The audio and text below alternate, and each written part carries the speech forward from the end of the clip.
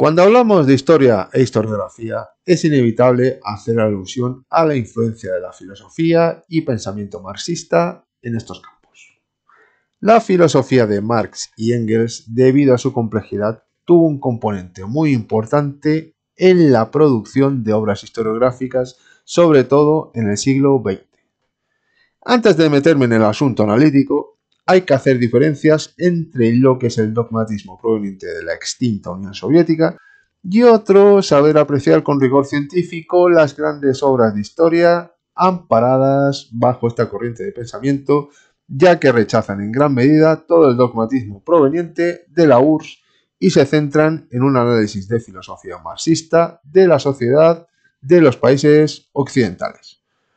Si hay alguien que justifique, como voy a contar a continuación, la corriente dogmática marxista a las órdenes de Moscú en aquellos años, hay que decirle que es un nostálgico con ensueños que han resultado a la postre perdedores. Y los hay.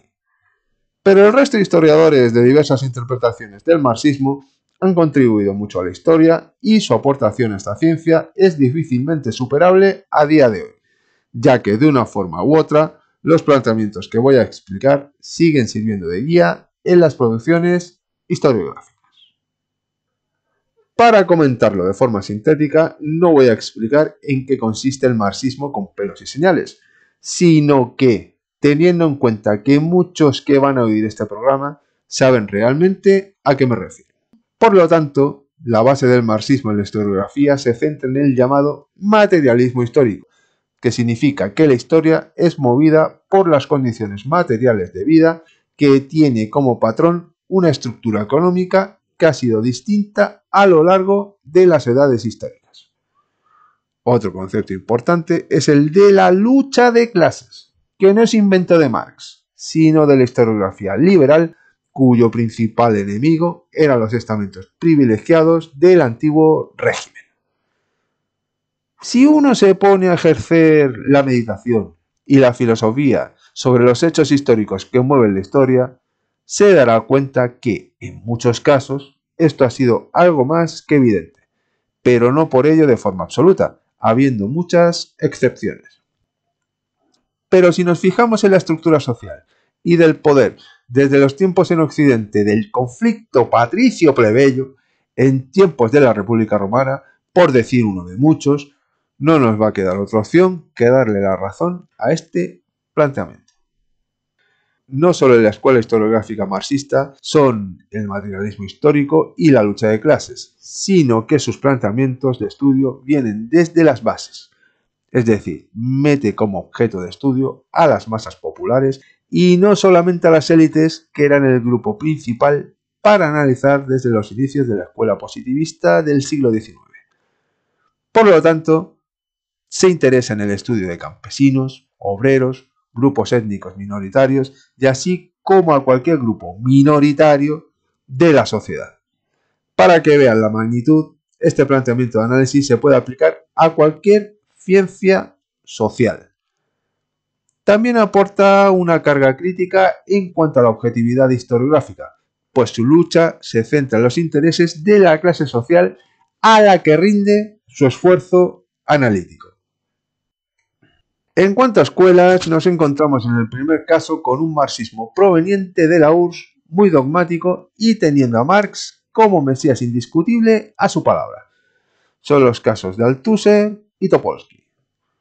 Metiéndonos más en Occidente, podemos ver los ejemplos de la escuela de Frankfurt en la época de la Alemania de Weimar, que, quitando alguna excepción, hacían unos estudios sociológicos muy alejados del dogmatismo soviético y que sirvieron de ejemplo para generaciones posteriores.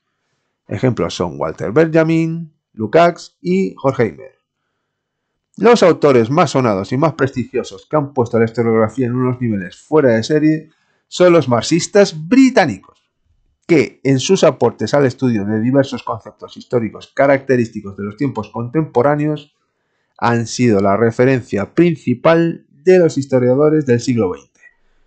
Autores como Thompson, con la formación de la clase obrera en Inglaterra, Hobsbawm, con sus estudios sobre el nacionalismo, las revoluciones liberales y el origen de la revolución industrial, y Gordon Childe, con sus trabajos antropológicos, entre muchos que no cito por no enrollarme y hablar muy largo, han escrito con letras de oro para la ciencia de la historia.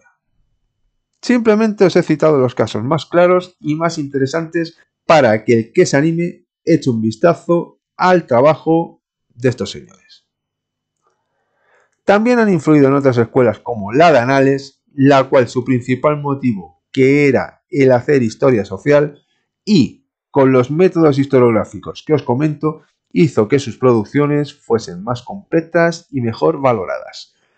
De la misma manera, hay otras influencias como en la historia de las mentalidades y en estudios como en la Revolución Francesa, las sociedades europeas y americanas, la unificación italiana y la historia económica. Y no me enrollo más, que si no me puedo alargar mucho y ponerme muy plomazo. Moraleja, si vas a estudiar o ya estás estudiando historia o alguna ciencia social, va a ser inevitable que te encuentres con Marx y sus acólitos.